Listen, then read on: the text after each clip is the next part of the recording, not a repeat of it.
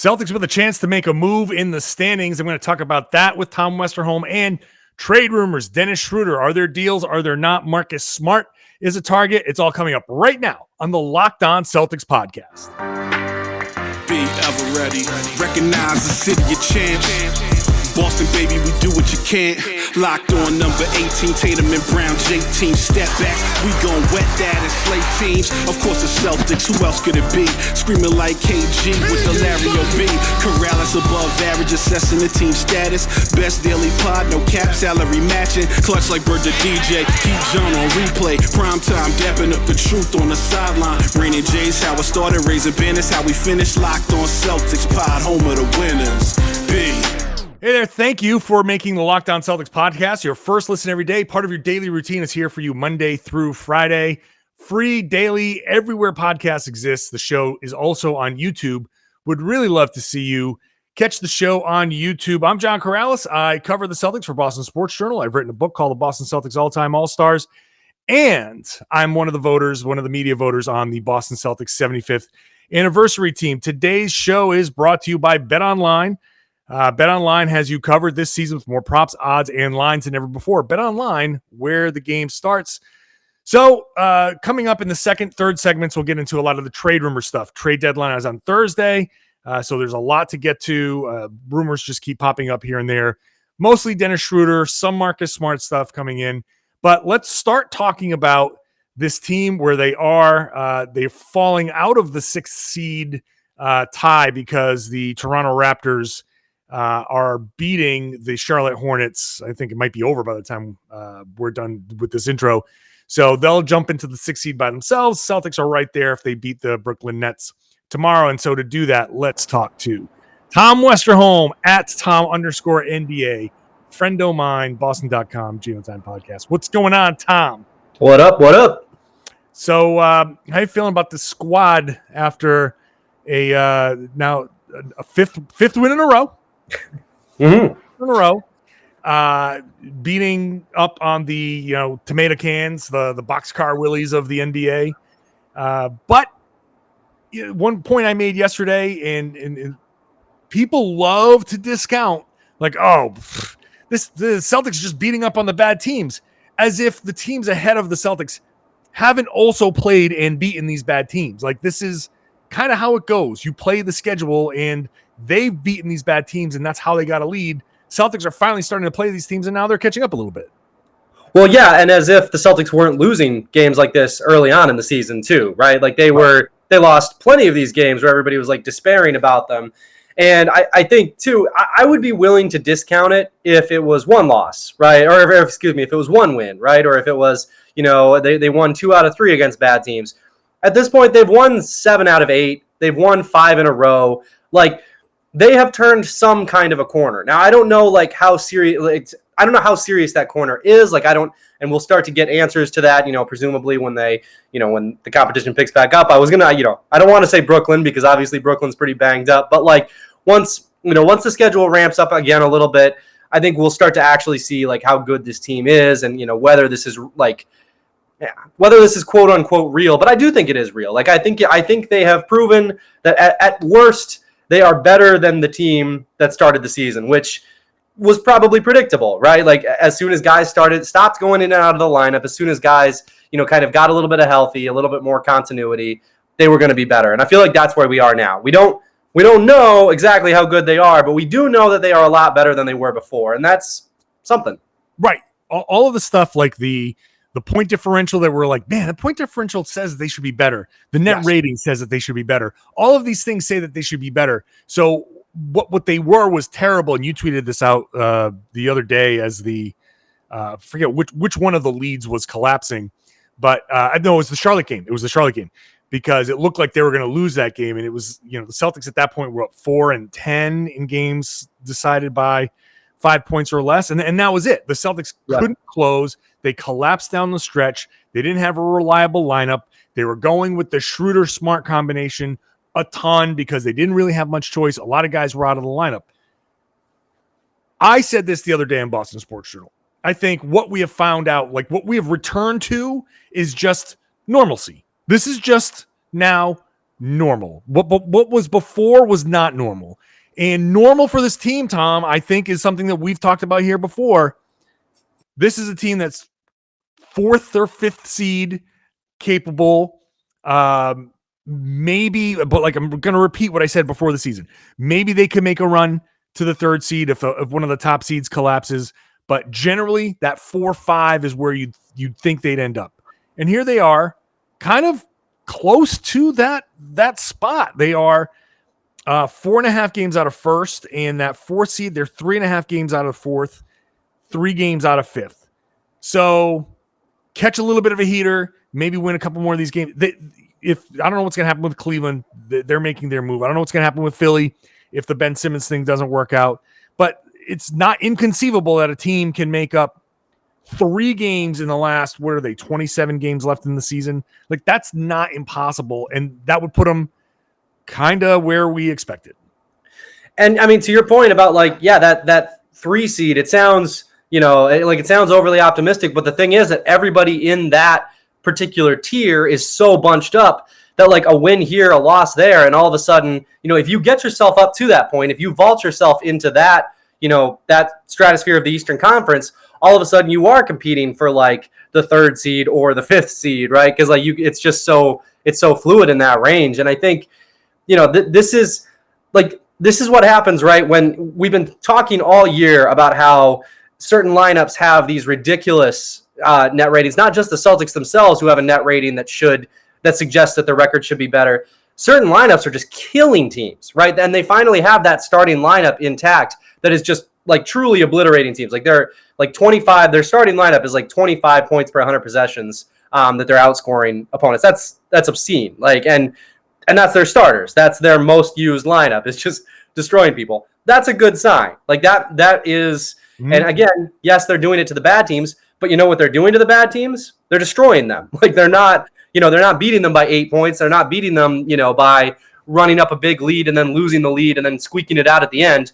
These are like a lot of these are just wire to wire victories. So yeah, I mean, I don't think that the Celtics are probably the 3rd best team in the Eastern Conference right now, but I also don't think that it's impossible that they end up in the 3rd seed just purely like based on, how the schedule breaks, how the standings break. Like there's certain teams that we thought were for sure going to be above the Celtics are currently, tied with them. If you just look at the net, so yeah, it's not impossible.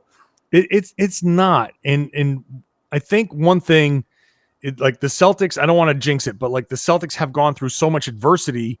Like they certainly can, there's always a sprained ankle or something like that can happen. But, teams don't normally go through how much the Celtics have gone through. So, hopefully there's like this little bit of a settling of that bad luck. Like the Celtics have had horrible luck. And so I just don't see, like, I think the lessons, if we're going to turn this into like lessons we've learned through this point, we're at 55 games. First of all, how the hell are we at 55 games already? We went from it's still early to like 55 games. The season's almost over. This is a weird year for me because my son is in between preschool and kindergarten. So I want this year to go nicer. Well, he's in preschool. He's going to be kindergarten next year. So I want this year to go nice and slow so I don't have to get all sad about kindergarten yet. And this NBA season is just blasting right by. It's making it go way too fast. It's flying. Like, remember when they signed Joe Johnson? That feels like 2 years ago. That was a storyline. Like we wrote stories about Joe Johnson. Joe Johnson was the only feel-good storyline for weeks. That was it. Like that's how bad things were. They were like so bad that we were like, oh my God, they signed this 40-year-old. He came in and hit a jumper. Like hit one bucket. One bucket. And that was it. That was the whole thing. We did like think pieces on Joe Johnson coming in and changing the trajectory of this team. But I do think, like, as always, we always tend to jump the gun. Like the collective we. There's always a tendency to jump the gun. We're prisoners of the moment. The NBA season is long. We don't know what's going to happen. Kevin Durant goes out. You never know when somebody's going to get hurt. And all of a sudden, this juggernaut Brooklyn Nets is suddenly 29-24 and percentage points above the Celtics. And who knows where they're going to land after this. That desperation move to bring Kyrie Irving back, I understand why they kind of had to do it. If it wasn't for the whole COVID outbreak, they might not have done it, but they had to. That has an interesting impact on the team. Milwaukee, is kind of floating along right there, but we have this tendency to overreact as a group and oh my God, Ime can't coach. 2 weeks in, Ime can't coach. Come on. That was the Ime thing was really ridiculous. How quickly people jumped on that, and I almost I think people should be careful about why they jumped on that to a certain extent. But I do think that people were way too fast on Ime. It was. There were reasons to have optimism about him right from the jump. And this team has done a lot of really good things recently.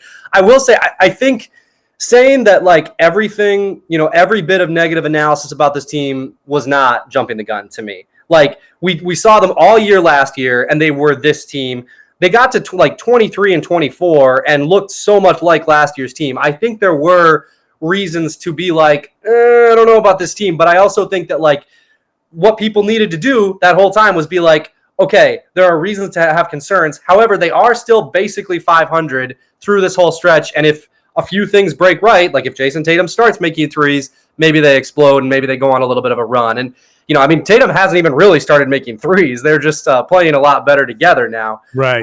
But that was always, I think both things were always possible. And I guess technically still are always possible with this team. They always could be the team that was 23-24 and disappointed all last year. But again, there were improvements on last year to the roster that I think you could have looked at and been maybe they could be working with something here. You know what? I'm going to take a brief break here because I do want to respond, and I don't want to go too long without telling people about TurboTax. But I do have something I do have a response here. TurboTax. People think unusual circumstances mean complicated taxes, but for TurboTax Live experts, that's what makes things interesting. We all have unique lives, whether you're invested in crypto for the first time this year, or you own an up-and-coming small business, or if you're raising rambunctious twins. Luckily, though, TurboTax Live experts have experts who can answer your tax questions, walk you through the whole process, or do your taxes for you from start to finish. That's very, very helpful. They can help you get every single deduction you deserve. I know it's very complicated and it's hard to figure out, and it's tough when you're in a unique situation. It does not matter to them. You can talk to a TurboTax Live expert through your phone or computer without even leaving your house. TurboTax Live experts are here to help you however you need, and if you need an extra hand off your taxes to them. They'll do it all for you. TurboTax Live experts, an interesting life can mean an even greater refund. Visit TurboTax.com to learn more. You do your thing. They've got your taxes. Intuit TurboTax Live. I want to thank you once again for making this show part of your daily routine, your first listen every day. Trade deadline is Thursday, a couple days away. And at 2 p.m. on Thursday, I will be joined by Josh Lloyd, Kim Becker, and Antonio Daniels, former NBA player Antonio Daniels, for a 2-hour special here on the Locked On Podcast Network, analyzing every trade. There are a couple trades that have happened. There are a ton of rumors that Tom and I will get into momentarily, but we're going to talk about all that stuff starting Thursday at 2 p.m. Make sure you're subscribed to the Locked On NBA channel. That's where it's going to air. Set your notifications to make sure you find out when we go live. Let me bring Tom back in. So Tom before was saying that there was not, I'm talking about jumping the gun on analysis, and I understand what you're saying, Tom. But here's my the thing I've been saying for a while now.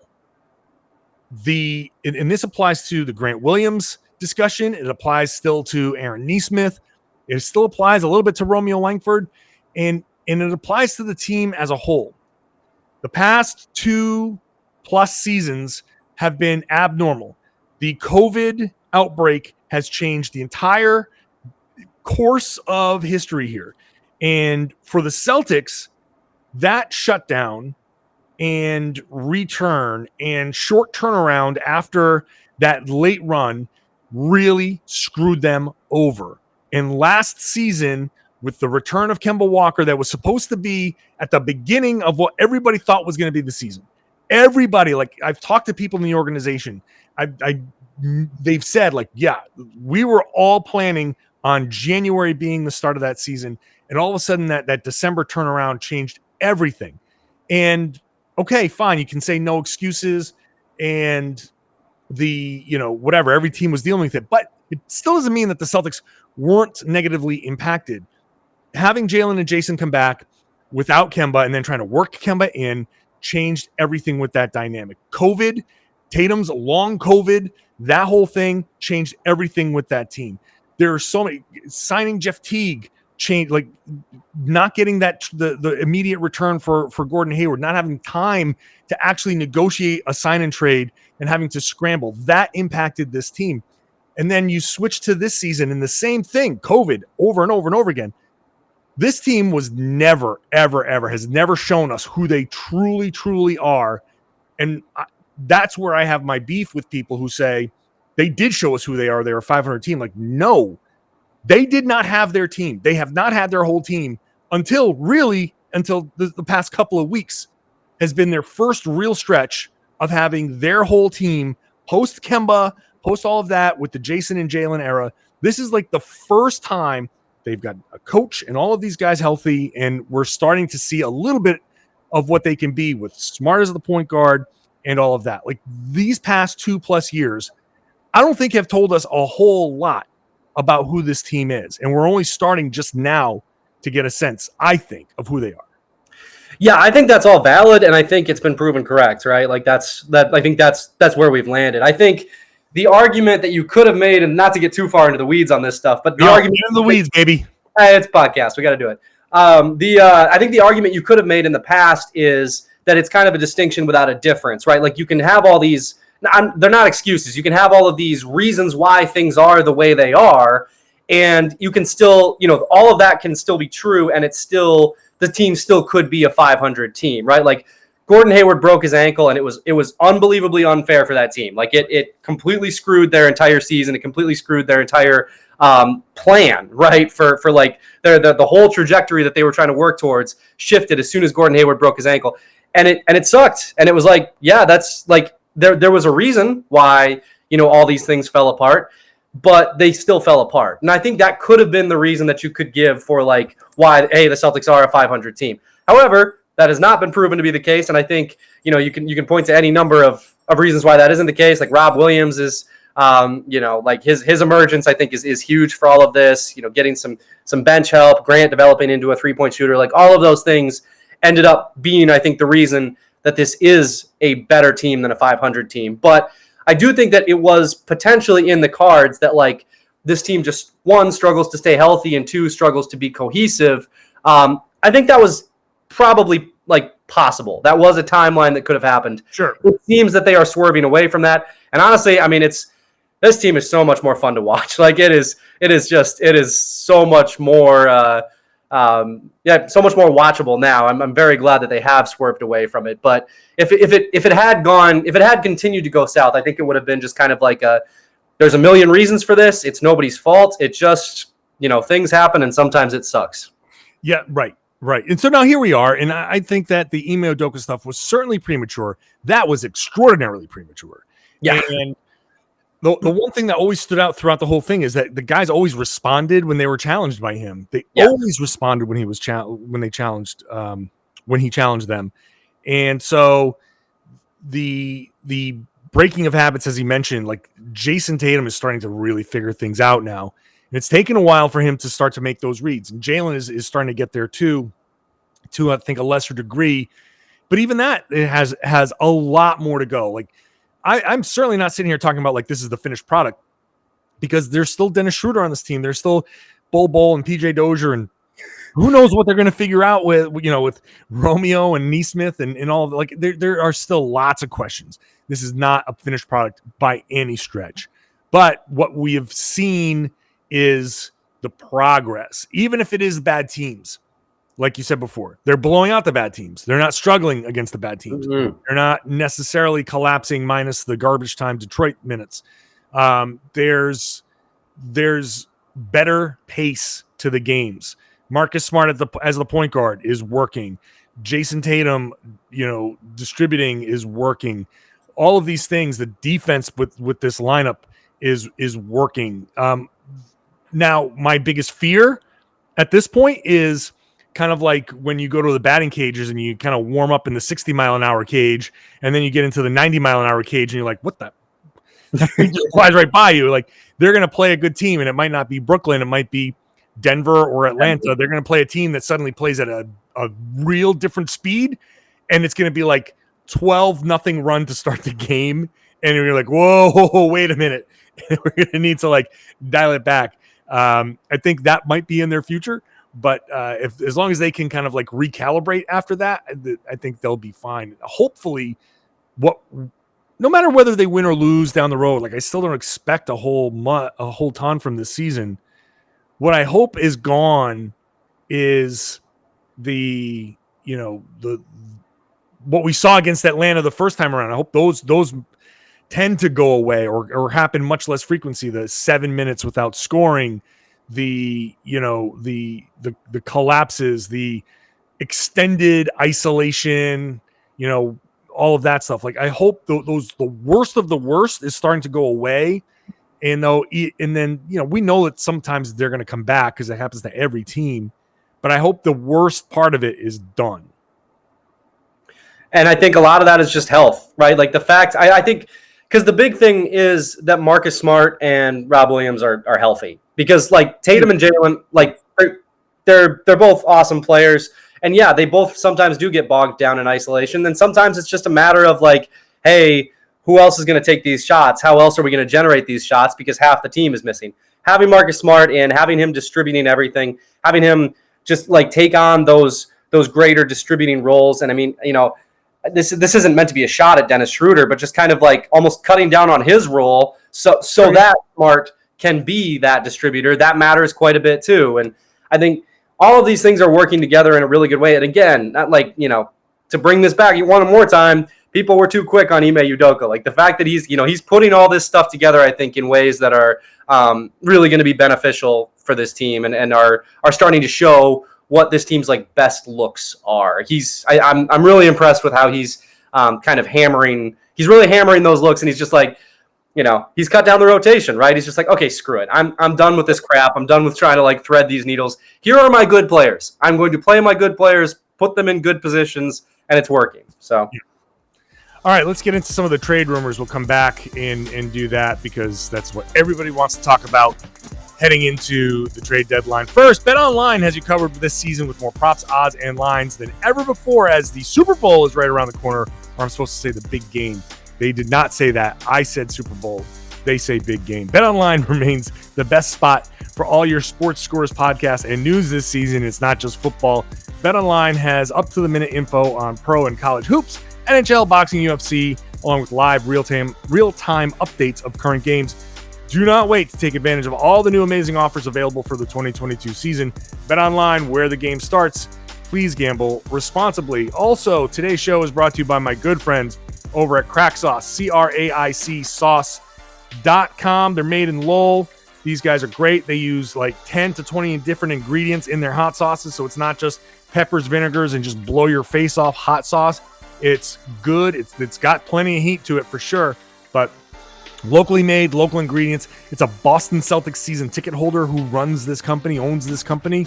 So, and they've got some great things. If you sign up for their newsletter, they're doing like in person, like they'll teach you how to make your own hot sauce. Like they got some great stuff going on.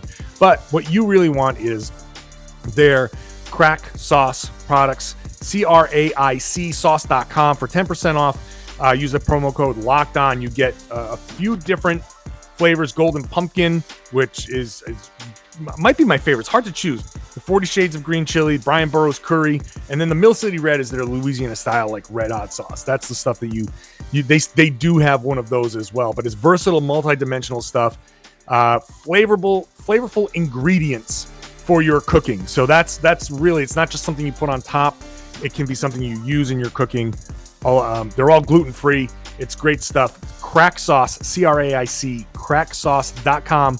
Use the promo code Locked On for 10% off. All right, it's rumor season. Trade deadline is a couple days away. Lots of like little rumors here for basically everything's Dennis Schröder. We're trying to figure out a place for Dennis Schröder. Chicago, Milwaukee. There are talks. There are no talks anymore. A lot of teams, Tom, want Marcus Smart. You like me? Do you just expect Schroeder to be moved? To an extent, I think it kind of depends like who ends up kind of putting their name in the ring. Like the Chicago rumors, like the proposed packages just did nothing for me. Like, they're like, we're talking about like what was it? Troy Brown was like one of the guys that was mentioned. It was just like what that doesn't. Like, yeah.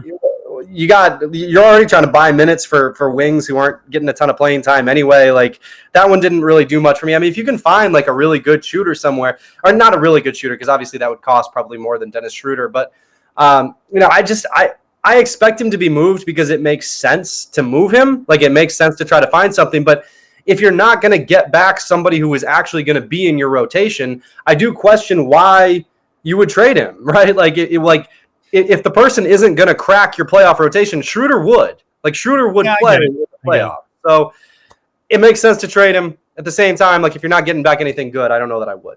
So I certainly understand like some cooling on the Schroeder trade because Ime has stopped using him in like there's some overlap with him and Smart, which drives me nuts.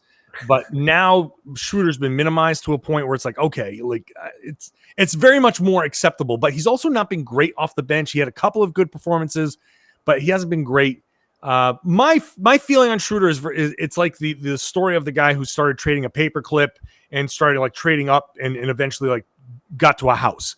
Like you trade like Schroeder, and I don't mean this in a disrespectful way, but he's the paperclip. But I mean that because he was cheap and you're not going to get much for him, so you trade him for the 2 second rounders, which was always my expectations from day one.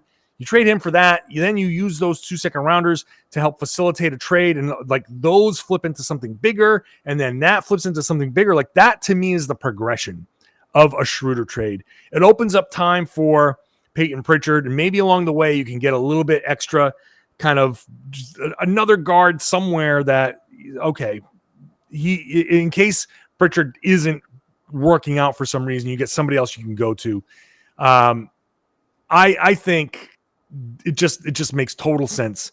And I'll just stick to that stance because it just, to me, Schroeder, okay, you can keep him. And then what does that get you? Other than, maybe they like him in the locker room and they don't want to see him go, but he's gonna be gone anyway. He is gonna be gone anyway. I think the case for keeping him, aside from just like you're not getting much, is just like, do you like how much of that message of like, okay, like we're sort of like trading Dennis Schroeder is not punting on this season, right? Like that's not what I'm saying. But, right. How much of that message of like we're trading a rotation player for 2 second round picks, like is that what you want to say to your stars? Is that what you want to say after like winning 7 out of 8? Like, all right, I get it. But I will say, okay, to me, no, not Schroeder. But your point, if you apply it to Josh Richardson, totally better. Because like 2-3 weeks ago, I was like, yeah, you flip Josh Richardson. I'm totally on board with that. Yep. But now I can see the value of keeping Josh for the rest of the year because he's kind of filled a real important niche. Yep. And I think the Celtics, you don't, to your point, the exact same thing. You don't want to send Tatum and Brown a message like, okay, like assuming that the conversation kind of goes something like, look, you guys know we have to undo some of the things that were done before. We're still trying to win, but this is going to be like, this isn't your championship year unless something goes right. Like we're still going to give you a team that if things go right and some things go wrong for the other team, you have a chance. Like you guys can carry this team. If you take Josh out of there and it's for parts, then I think Tatum and Brown be like, hey, come on. What was this all for? Schroeder, I think they maybe more understand because of the scenario. Like you can slide somebody into that you can slide Pritchard into that backup role, and you could probably get a lot of what Schroder gave you. Similar defensive deficiencies. He's going to hit some threes. He's going to get to the rim a couple of times. Not to the same degree, but it's going to be similar enough where you're like, okay, this is fine. This is fine. Josh is unique. Like that. That's not something. Off season, all bets are off. Right now, like you kind of need Josh. If you're going to trade Schroder, you kind of need him as like a pseudo third string point guard. Yeah. Also, not for nothing to your point about getting Pritchard more minutes.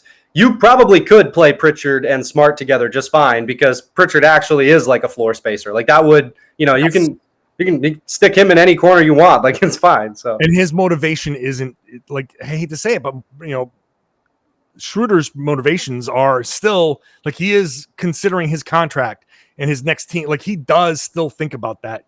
I'm sorry, as he should. Of course he should. He's only going to be on this team. He's only going to be on this team for 1 year. He 100%. That should be his primary motivation. I'm not even like saying that in a like I'm him kind of way. Like, but that's what it is. Like, dude, this is your job. You're trying to get like. I get it. I get that part of it.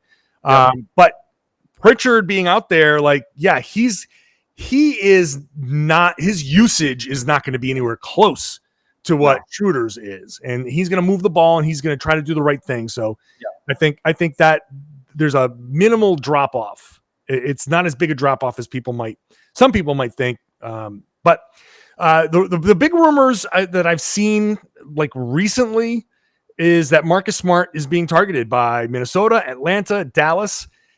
This is the annual, Marcus Smart is, valuable to other teams kind of scenario. I don't see, and you tell me if you disagree or what, but I don't see Minnesota. I don't see Atlanta or Dallas. Like, what's Dallas going to offer? Like, I don't think they're going to give Jalen Brunson, and Jalen Brunson's like still making like $2 million. So that's going to be hard. Yep. The Hawks make some level of sense if you're going to say, at least if you're giving up Bogdanovich, and you're like, okay, at least that level of shooting is interesting, but what Smart means to the Celtics, I don't see anything here that moves the needle for me. And my take on all of this Marcus Smart stuff is basically every team is saying like, oh man, I'd love a Marcus Smart on my team. And the Celtics say, sure. If you want to get a Marcus, when we have a Marcus Smart, you can get him, but it's going to cost you a lot of money. It's going to cost you a lot. And teams are like, ooh, too rich. Like the Celtics are open to it, but he means so much that it's the value to the Celtics means that you're going to have to give up a whole lot more than you can justify to your team when you say we gave up all this for Marcus Smart.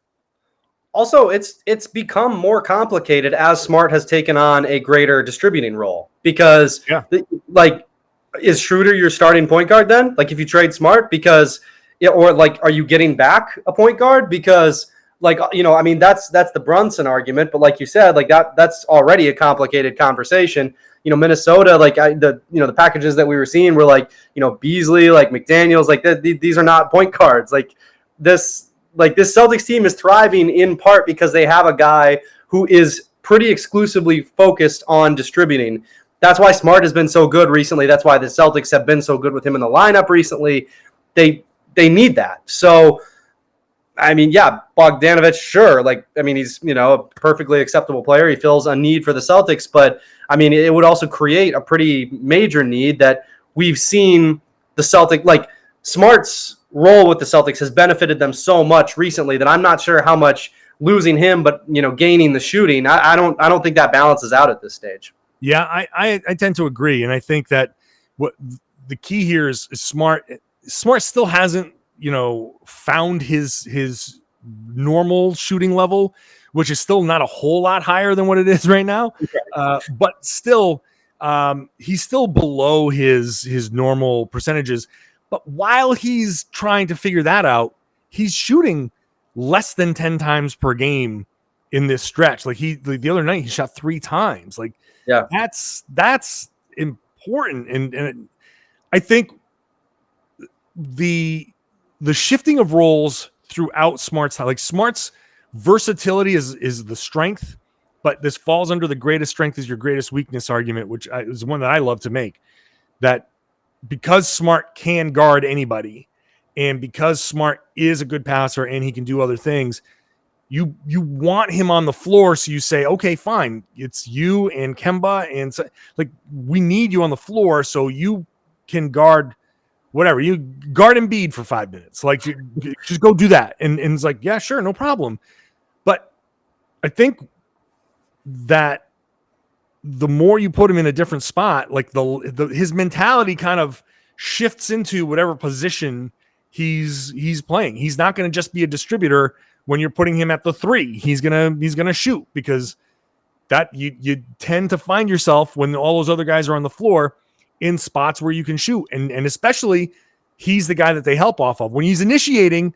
The ball's moving and he barely touches it afterwards, but he starts things. And like, this is all super, super important to maximize Smart's potential and his meaning, his impact on this team. So I think like we're finally seeing like the groove work here for Smart. Yeah. And to your point about, him not taking that many shots, the two, like he's taken 11 shots and 9 shots since he came back. And in those 2 games, he was 6 for 9 and 7 for 11. So like he's taking smart shots. Like this has been a very, very good stretch for Marcus Smart. And I think it all starts with, them just finally making him the point guard. He's wanted to be the point guard on this team for like his entire career. Like I even when they had Kyrie, I remember I sat down with him one time and he was like, yeah, I'm a little, I was always a little insulted that they wouldn't just make me the starting point guard. And it was like, wow, I can't believe you just said that. But like, hey, you watch him right now and it's like, yeah, I kind of see your point, man. Like that's your natural position. I haven't taken my fully obnoxious Marcus Smart point guard victory lap, but I'm getting close to it, because I have been screaming since the preseason that Marcus Smart can be the point guard. And I've had people say horrible things in the comments, horrible things, that people insulting me, my intelligence, for even merely suggest it. And now that it's happening, I'm like, all right, you know what? It's like, I know the hook is in the fish. I'm just going to let it swim right before I set it. Jeremy Wade over here. That's right. Hey, I'm a Rhode Islander. I'm a Greek and I'm a Rhode Islander. I got all the fishing references for you. So yeah, I'm excited. I really am excited. And like, Smart being able to be the point guard, and this, we can save this for another podcast down the road, but that changes what the Celtics need to do in the offseason. It changes, and certainly he could be moved. I'm not saying he's untradeable, but if you sit there and you say, okay, we've got this guy locked up, he can be the point guard, like that's proven. And now you've got 1 through 3 kind of set, and Rob is your 5. He's kind of set. Like, now you can hone in on some of your targets, and you can kind of say, okay, we can go this route. We don't have to like fill this and try to get, like, I think you're starting to see the kind of like the blueprint here for the Celtics. And then from there, it's Tatum raising himself to an MVP level, Jaylen raising himself to an All-NBA level, and then finding enough guys in the right places to support that. And now you have yourself a contender. Like it's really not that far off. Right. Yeah. And I think to your point, like you say, they have 1 through 3. They have their 1 through 3 in terms of position. They also have like, currently they might have their 1 through 3 in terms of like their best players, right? Like your right. Tatum, Jaylen, and Rob.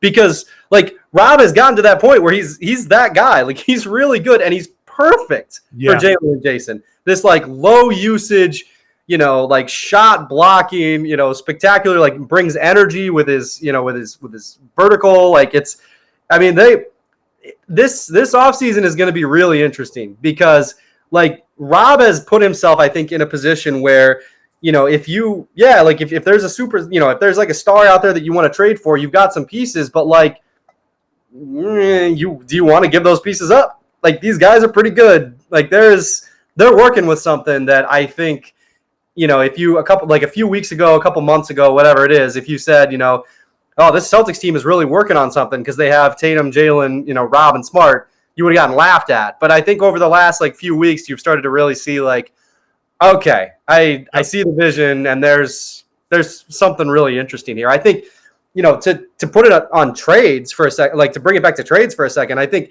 if you want to talk about a rumor that, like, I don't know if it's gonna like happen or not, and I don't know if it's a good idea or not. But the guy who you could maybe look at moving on from is Grant Williams. I think just because like at least there you've got some value, right? Like in terms of like the deadline, at least there you've got like a young guy, who's really come on a lot this year. There's going to be teams who are interested.